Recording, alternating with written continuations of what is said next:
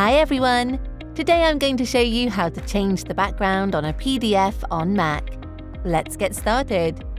First, launch PDFelement and click Open File to open the file that you want to modify. Then click Tool, Add or Edit Background, Edit Background, and the side window on the right will then pop up. Now click the Edit icon to start editing. Here, I wish to change the background to blue. Adjust the transparency to 50%, the scale to 80%, and position to the left top. Then hit Save and click Apply to apply the settings. Now let's check it. All the backgrounds have changed to blue. And that's it.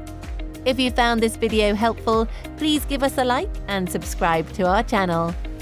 Click the link in the description to try out PDFelement for free today. Plus, check the rest of my videos for more other useful tutorials. Thanks, and see you next time.